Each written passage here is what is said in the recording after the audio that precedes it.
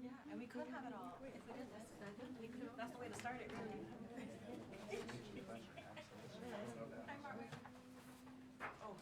The bill that I'm talking on, which is the combined world reporting, somehow or another one with you? Just for drafting. Okay. We asked if I was. Yeah. So, because Grace went to LRB to try and grab it, they said that they gave it to you already. So if you've got it. Physical file? Combined report? Yeah. Good morning, everyone. Morning. Thank you all for being here today. My name is Heather Wills. I'm blessed to serve as the Deputy Director at the Workers Center for Racial Justice, and I am proud to be here with partners at the Illinois Revenue Alliance, a coalition of community organizations, unions, advocates, and everyday Illinoisans who are fighting for a fair tax system that works for families, not billionaires. We're here today because Illinois families are suffering, while billionaires and giant corporations exploit tax loopholes to avoid paying what they owe. But this is not a new issue. Working people have been bearing the brunt forever so that the rich can get richer. Last week, we gathered outside of Amazon headquarters in Chicago to kick off this fight and to make something very clear. Illinois families are fed up with billionaire corporations receiving massive tax breaks, while we're told to brace for the cuts to essential programs in our communities that we all rely on. We're sick of being told we have to pay so that they don't.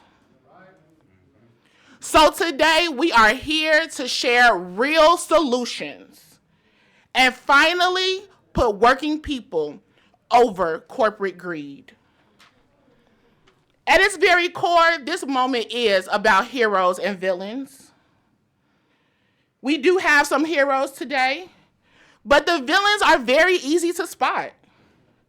They're those who allow the billionaires and mega corporations to get rich off of years of gaming the tax code. They are the ones who allow them to siphon billions out of our states. And they are the ones who push the cost onto the rest of us. The villains want to divide us. They want to distract us.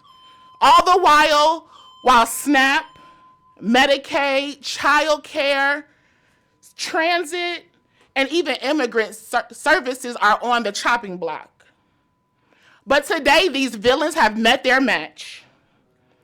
We are joined today by State Senators Graciela Guzman, Lakesia Collins, Karina Villa, Robert Peters, and Bob Martwick. They are stepping up in this moment to be the heroes that we need. And surely you'll hear from each of them about the bold measures they have sponsored to make billionaires, corporations, and big tech pay what they owe. Measures that will close these corporate loopholes and stop offshore tax dodging. These leaders understand that now is the moment to act. Right now, Trump is trying to freeze $1 billion in child care funding here in Illinois. $1 billion in child care funding. He's also come for health care. He's come for our food assistance programs. He has terrorized our communities with ICE agents who separate parents from their children and will murder people in our own streets. So this is bigger than fixing the broken tax code. It's about Illinois taking care of itself and proactively defending the communities that are under such chaos that is coming out of Washington. So today, once again, you'll hear from folks whose lives have been impacted by the consequence of our broken tax system. They will tell you that we need heroes. We need our lawmakers to step up and put families over billionaires.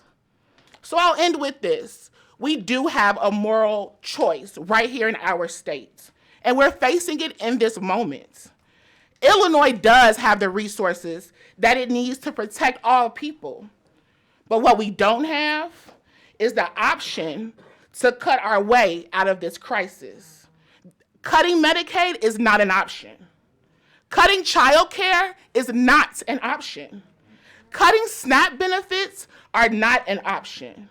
We cannot balance this budget on the backs of working families. That's right.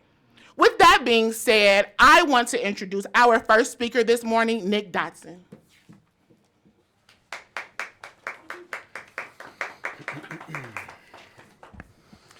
Morning, everybody. My name's Nick Dodson. I'm a housing navigator with the Heartland Continuum of Care and do direct service with people experiencing homelessness. I work with people who are doing everything they can to survive in a system that keeps moving the goalposts. Right now, people on Medicaid are losing SNAP benefits, not because they stopped working, not because they did something wrong, but because new rules, new paperwork, and new work requirements are being layered onto lives that are already stretched paper thin. The people I serve are seniors, people with disabilities, veterans, caregivers, and low-wage workers. They are already working to stay housed, working to stay alive, working to navigate a maze of rules that seems designed to make them fail. And that maze, it's not an accident. Clients that I directly serve have new requirements, new redeterminations, and new hoops to jump through just to keep the same benefits they previously had, keeping them further from safe and stable housing by having a laundry list of new expectations from the federal government. Speaking of our federal government, this summer, Washington passed a federal budget that cut billions from SNAP and Medicaid while delivering $9 billion in tax cuts to the wealthiest individuals in our country. The cost of that decision was pushed down to the states, and now we're being told there's no money to protect people from hunger and homelessness. But here's the truth. Illinois already has the most unequal tax system in the Midwest.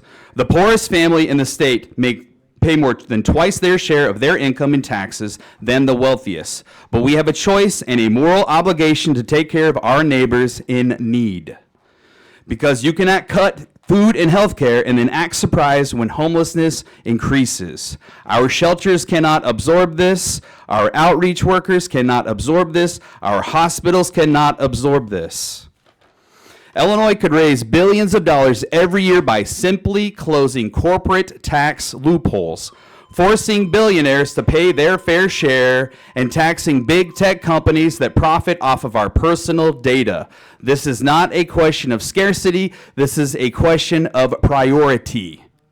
Right now, we are choosing paperwork over people. We are choosing corporate tax breaks over groceries. We are choosing complexity and cruelty, and then asking the homeless crisis response system to clean up the mess.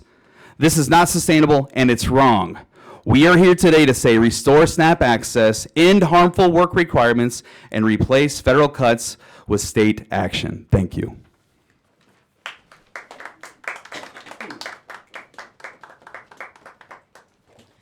Thank you so much, Nick, for that clear call to action. Next, we will have Jenny Smith from SEIU Healthcare.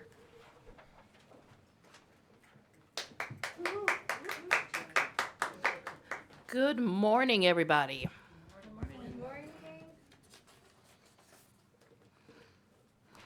So, my name is Jenny Smith, and I've been working in home care as a home care aide in Champaign for almost 7 years. I work to keep seniors, citizens, and people with disabilities healthy and safe in their own homes. And I am very proud of the work that I do. This work is essential to our communities throughout Illinois and the entire healthcare system. Right now, federal cuts to Medicaid threaten the services my clients rely on every day. I've cared for clients ranging from the ages of 61 to 93 years old. Over the course of the year, they have struggled with the uncertainty of whether or not the programs they depend on will be for them in the future. This worry has taken a severe emotional toll on my clients. As a home care worker, I assist my clients with their fundamental daily routines like meal prep, personal hygiene, and one really important thing is making sure that their food and their medicine cabinets are stocked. To cut home care services could force them to go without their essentials. So let's be clear about what's at stake here. If these programs are cut, it doesn't just mean fewer services. It pushes families into crisis. Home care services make it possible for people to live independently in their homes and have their needs met. The data does show that participants in the community care program have a longer life expectancy and enjoy better health outcomes. They remain rooted in their communities and close to their support systems. We've been told by some lawmakers that there's, once again, no money in the budget to properly fund home care, but that isn't true. What is true is that we have long had a broken tax system in Illinois. It means that working families like mine pay a much higher tax rate than billionaires and big corporations in this state. With the Trump administration attacking working families by going after Medicaid, SNAP, child care funding, and other crucial programs, all so he can give bigger tax breaks to billionaires like himself and Jeff Bezos, we need our elected leaders to step forward and do the right thing. My clients are counting on them to step up. They are counting on them to be heroes in this moment. I'm counting on them. All of Illinois is counting on them. I do want to thank the elected leaders who are putting forward the measures we need to start fixing our broken tax system. They know that we can't and shouldn't try to cut our way out of the current budget challenges. My clients and I know how cuts hurt real people in real and devastating ways. We need more elected leaders who are willing to do the right thing in this moment and show the leadership that our state and our country so desperately need. Thank you.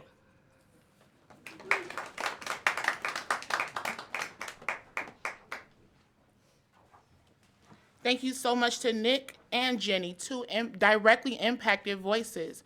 Now we will hear from our heroes. We do also want to recognize Senator Rachel Ventura, who stands here as a hero, saying to tax the rich, tax billionaires, and fund families. First, we are inviting up Senator Graciela Guzman and then Senator Robert Peters.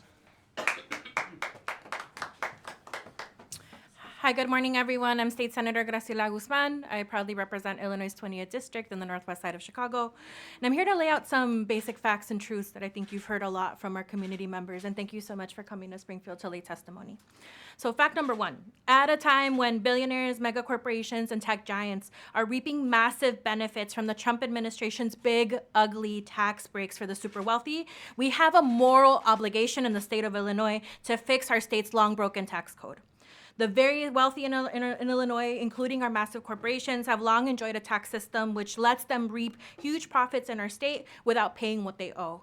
And the folks that are really hurting, you're hearing it today. It's our community directly. So we have a moral imperative in this moment to ensure that anything that we centers working class people who are already hurting. And I will say that again, they are already hurting. So the hurt is here. So what we see in the state of Illinois is that working families pay a much higher tax rate than most billionaires, big tech, corporations like Amazon, who pay their workers so little that many of them rely upon public assistance programs to survive. So not only do they fail to pay what they owe, they often use taxpayer money and programs to avoid paying fair compensation and providing the benefits that they could easily afford. The other double-edged sword in our communities, when we're just talking about many structural violences on top of each other, many of these corporations are also profiting directly from the violence that ICE and other federal agents of Trump's agenda are unleashing in our communities.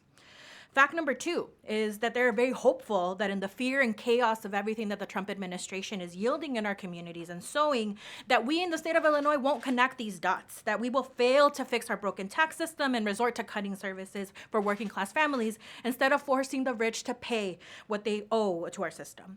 And that is really why we're here as elected officials, to stand up in this moment, to do the right thing, because as we saw in the COGFA report that was just recently released, these are not just policy options that can sit here and be discussed and debated and not take action upon this year. We actually need to do this for our state's fiscal and moral and programmatic energy this year. So in closing, we are choosing to tax the richest and most powerful corporations and hold billionaires accountable because it is long past time that they are paid what they owe. Thank you. Good morning. I'm State Senator Robert Peters of the 13th District.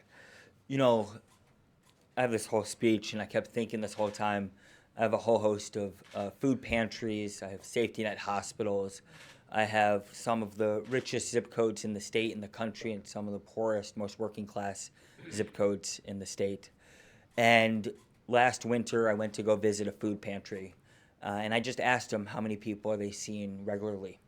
A year earlier, it was at 80, and now it's at 120, 130. On top of the fact that there are 20 other families who are too afraid to go to the food pantry because of ICE activity. People are struggling. They're hurting. Most people are. At the same time as so many people are struggling, at the same time as so many people talk about affordability, there's a group of people, billionaires, that are making money hand over fist. They've benefited deeply from this administration giving them tax breaks over and over again. You know, we were talking about, the raid that happened in Venezuela, and there's this other part to the story, which is that there was a group of billionaires who had their yachts in St. Bart's, and they were stuck in St. Bart's during this moment of this raid. They were stuck with their yachts in St. Bart's, when most people are stuck trying to pay rent. Most people are stuck trying to figure out their health care. Most people feel stuck in America, not in an island, not on a yacht, but just in their homes in the dead of winter. And so we have an immense responsibility to look out for the working class families of this state who feel stuck and feel elected leaders aren't there to help them get out. And so there's a way for us to do that. Tech billionaires are making money, so much money every day. They make a ton of money on advertising. Literally, the Super Bowl, they've decided they have trailers for an ad for the Super Bowl. We've got ads for ads happening at this point when it comes to advertising revenue. And so what we need is a digital ad tax. We need to take the money from these ultra-rich billionaires and make it so less people have to go to a food pantry. Make it so a safety net hospital is able to stay open. Make it so people have comfort and a roof over their head. This is a responsibility, and it's one that we can do.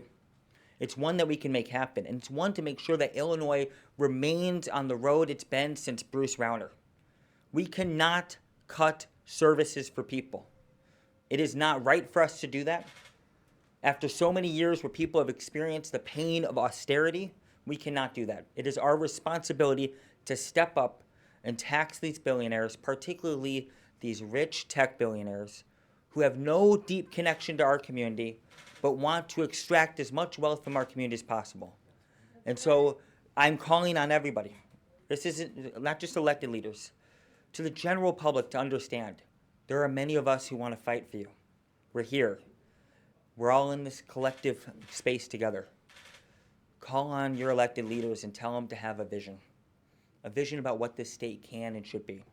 And I'll end on this. It says in the book of Proverbs, without a vision, the people will perish. And it's key and important to remember to hold that. We cannot go back in time. We have to learn from the mistakes of our past, including the period of Bruce Rauner. We have to have a vision about what we can give people, the world that they deserve, the safety and comfort they deserve. In a state with such a large economy, we should be able to give people that comfort and dignity. We cannot cut our way out of it, and we're going to do whatever we can to organize to build it and to make sure people like Jeff Bezos are paying their fair share. Thank you.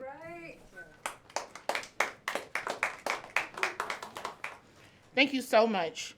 We would now like to invite up Senator Karina Villa, followed by Senator Bob Martwick. Good afternoon, or morning, I'm not sure. My name is Karina Villa, and I represent the 25th Senate District. That is in parts of DuPage, Kane, and suburban Cook counties. But let's just focus on the DuPage part for 1 second, because that is where I was born and raised and still live today. For those of you who don't know, DuPage is one of the wealthiest counties in this nation. And within DuPage County, I have constituents who are unhoused, I have constituents who have children with special needs that cannot find services. I have constituents who are wondering where their next meal is going to come from. On the day that schools were canceled because of its extreme cold or snow, the parents were in panic, opening their refrigerators and wondering, what will I feed my children? So let's talk about this.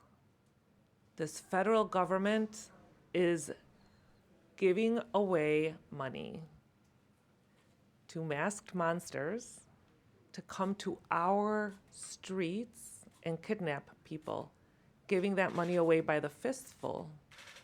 Billions and billions and billions of dollars for that. And they are also giving tax vacations to corporations and billionaires. My constituents don't get tax vacations. My constituents are under attack right now. When they leave their door, they're afraid of getting kidnapped by those masked monsters. But how are they doing it? How are they doing it?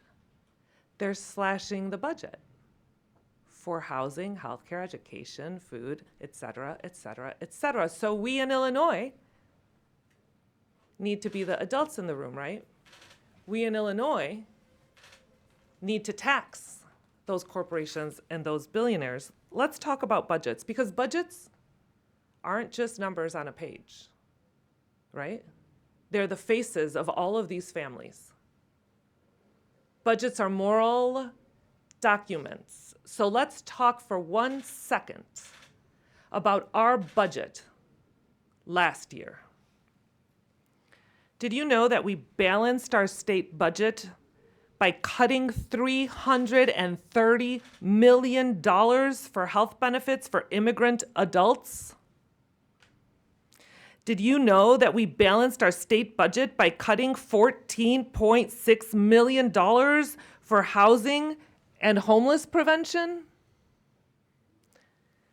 Did you know that our pension obligations were kicked further down the road? And we also failed to address the Tier 2 pension problems? With more federal funding cuts looming, Illinois is going to have even less money than last year's budget.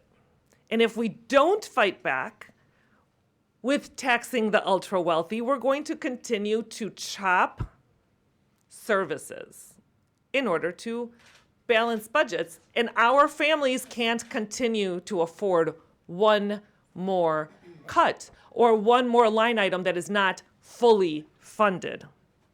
So we need revenue solutions that aren't going to put a greater tax burden on the working people. Instead, let's put that burden on the people that can afford it. And in fact, it won't be a burden at all. They'll probably not even realize it's missing. $1 billion here, folks. That's a lot of money. They probably won't even notice. Like, you might not notice if you had a few pennies missing from your bank account. So we're introducing the Billionaire wealth tax, and it will do just that. Our initiative is going to apply Illinois personal income tax to the appreciation of billionaires' assets. So basically, we're holding billionaires to the same exact standard that you and I are held to, that everyday working Illinoisans are held to. This proposal is one piece, just one piece, of what we need to do to make sure that we're creating a more equitable system for the people who live in this state. In closing, Illinois has the 8th most regressive tax structure in the nation. Our families deserve better. We need to meet this moment with courage. So I'm calling on my colleagues and leaders across the state to support the initiatives you'll hear about today. If we can afford billionaires in the state of Illinois, we can afford health care. If we can afford tax loopholes in the state of Illinois, we can afford to fully fund our classrooms. If we can afford corporate giveaways, we can afford child care in Illinois. It is time for Illinois to act and ensure that our communities are not left behind. Thank you.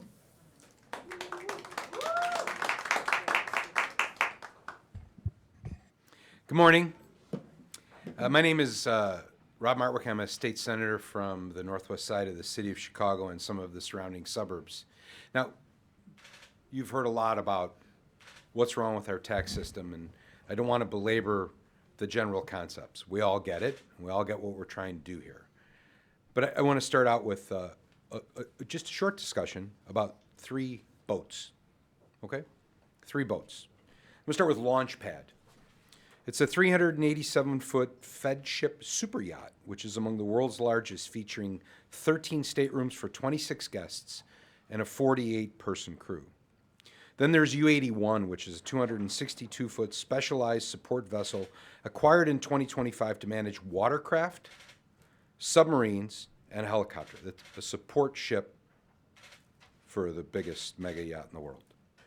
And then there's Wingman, which is a 220-foot support vessel used for transporting additional toys, because you can never have too many toys, including jet skis, a submarine, and, as reported, some luxury vehicles. This is the $500 million yacht collection of one Mark Zuckerberg for his personal use. Now, let me just say this. I'm not offended by that. I'm really not offended by that. Good for him. Good for him. Good for the companies that make the ships. But here's the thing. When you hear my colleagues talk, we're not looking to punish corporations. We're not looking to steal money from corporations to fund our priorities. We're looking to level the playing field so it's fair and it's transparent. These are not changes that are novel. These are reversions. Over the course of the last 50 years, corporate special interest lobbyists have changed our tax codes, whether it's the local level, the state level, or the federal level. Over the course of the last 50 years, they have made it so that the richest people in the world, Donald Trump he's made $3.5 billion in net worth in 1 year off of being the president of the United States. But he went 20 years without paying any taxes at all. Because they have lobbied for changes and loopholes that allow them to exploit the tax system in ways that no one else gets the advantage of. Now, I'm a fan of history, and one of my favorite presidents, a poster of him hangs behind me in my office, John Kennedy, once said very famously, we all know the quote, "Ask not what your country can do for you, ask what you can do for your country." Now, were they talking about what you can do for Alabama or Georgia or Illinois or Minnesota? No. Was he talking about what you can do for our mountains or our lakes or our forests or our rivers? No. Was he asking what you could do for our flag or our national anthem? No. Ask what you can do for your country. That's the people that live in it. And yet the focus of corporate special interest lobbyists over the course of the last 50 years has been to create a situation where they pay little to no taxes, and everyone else must foot the bill. And that has ended up, and you heard it from my colleagues, in what is one of the most crushing tax burdens anywhere in the United States of America. If you live in Illinois, you pay a greater percentage of your income in taxes than almost anyone of any income stratus anywhere in the country. That's not right. And on top of it, we gut essential services. We make cuts to programs that is nothing more than and nothing less than abject cruelty, taking away health care from sick people, taking food assistance away from hungry people when we don't need to. We just need a level playing field. Now, not only is this the right thing to do morally, it kind of makes sense. I have wonderful businesses, as we all do, in our communities. I could list them. Wonderful businesses that provide services to my community. They employ people in my community, and yet they go to work every day thinking, how am I going to make ends meet because I'm crushed by an exceptionally high tax burden. We hear it all the time. Illinois is unfriendly to businesses. But here's the kicker. Not all of them. We're pretty darn friendly to some. And so the bill that I'm filing is combined worldwide reporting. This closes a major loophole in the tax code. And it's something that was widespread until corporate lobbying interests came in and eliminated it. The lack of combined worldwide reporting allows companies to take profits that are made and shift them to tax havens. So they set up a subsidiary in a tax haven, they shift their profits over there, and then they can avoid paying any taxes whatsoever on a large portion of their profits. It gets even deeper than that. They can do things like they can set up a subsidiary where they pay for rights to using their corporate logo. And they pay excessive amounts of money to that, so it looks like there's profits generated there, and then they can avoid paying any taxes at all. And that's wrong.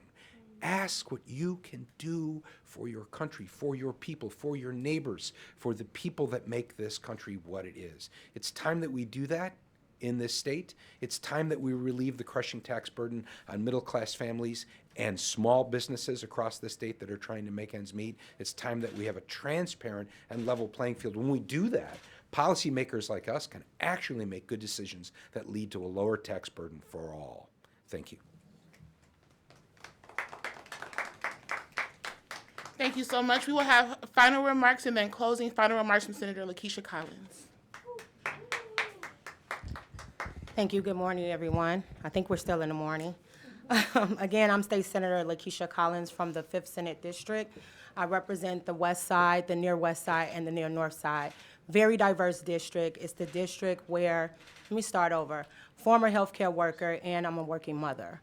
And I think that's important because the district I represent, it is the district, it is the hub for the medical district. That is all our hospitals. We have Cook County there, we have the VA there. We have a district that is, home to the universities, community colleges, and then it's a tech hub. I have the Fulton Market as well. Businesses that are throughout the West Loop, and then also small businesses.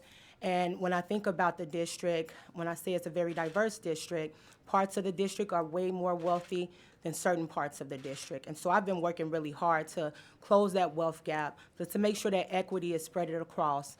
And so just from my own lived experience, being a former healthcare worker, I can tell you that I'm tired.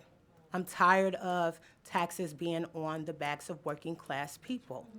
And I'm tired of hearing a lot of the word salad of politicians who are in these positions that tell you that they care about your issues, yet they don't deliver on them.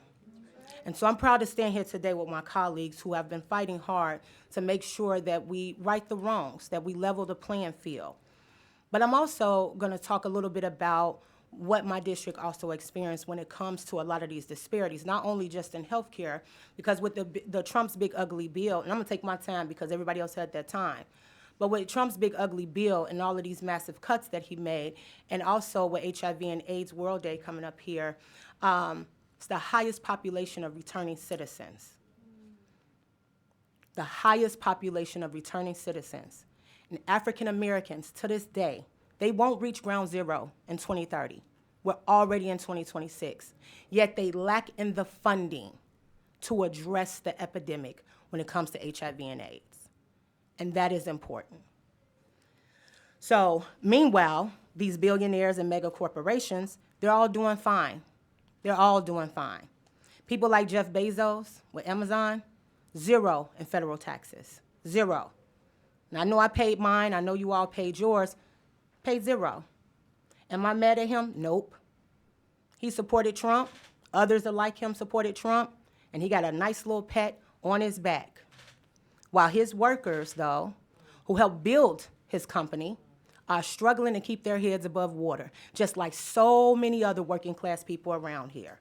So when you see these TV ads where they're attacking elected officials, such as all of us and others like us who've tried to right the wrongs in history here in Illinois, they're ultimately just telling you that you're cutting into my profits.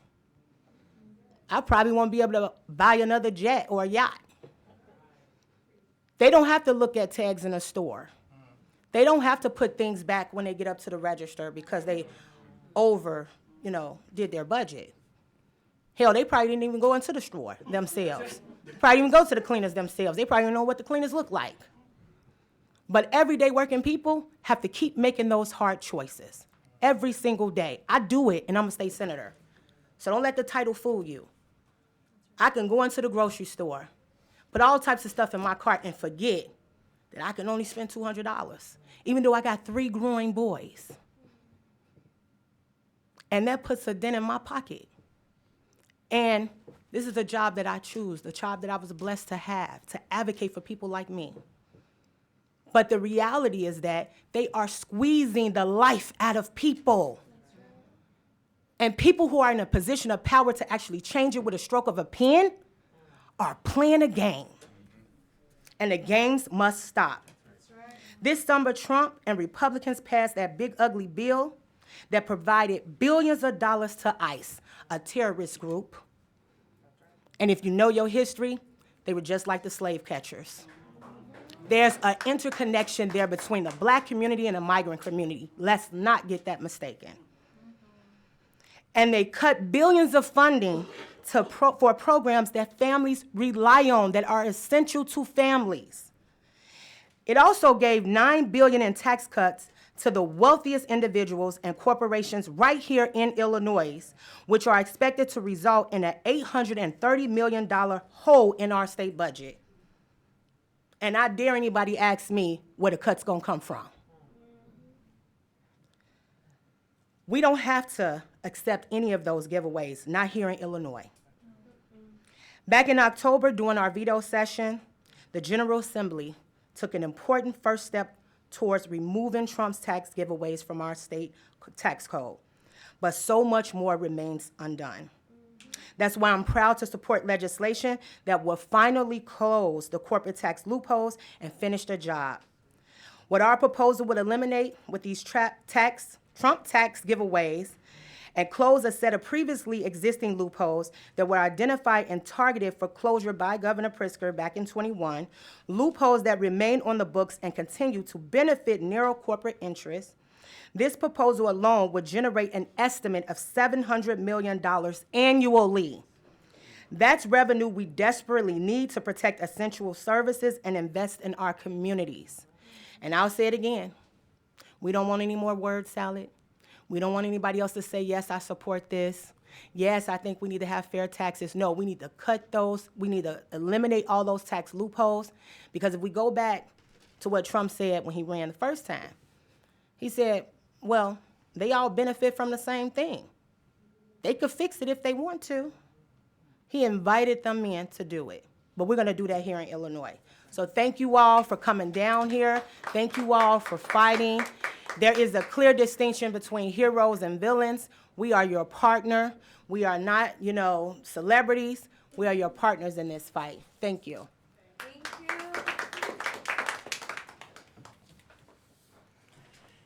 Senator Robert Peters said that the good book says that a people die for a lack of a vision. But the good book also told the prophet Habakkuk to write down the vision and make it plain.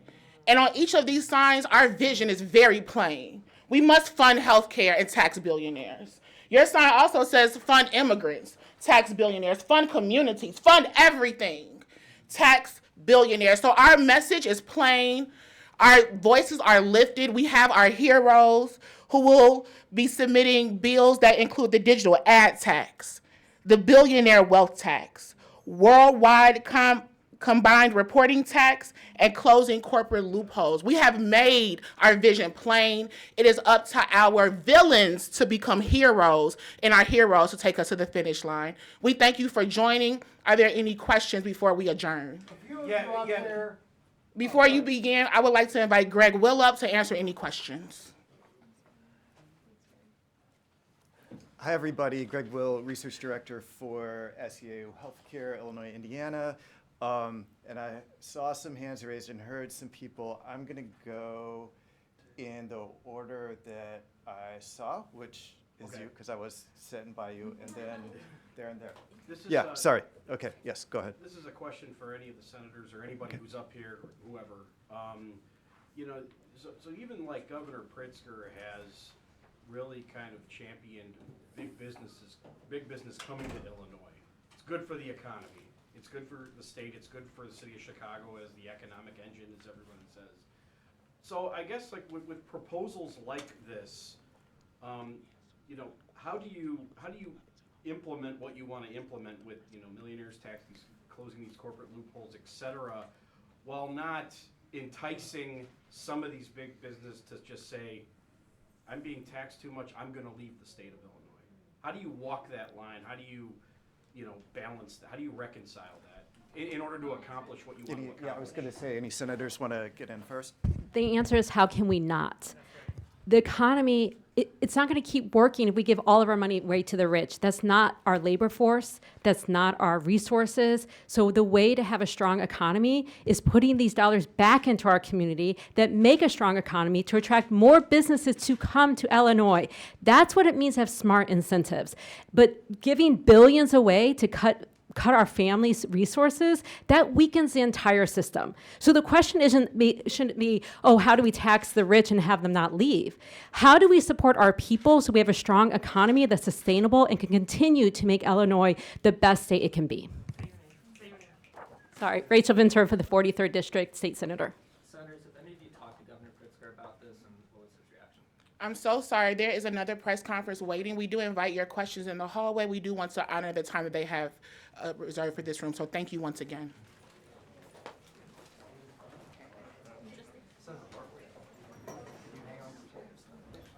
You want to do it out in the hall? Yeah.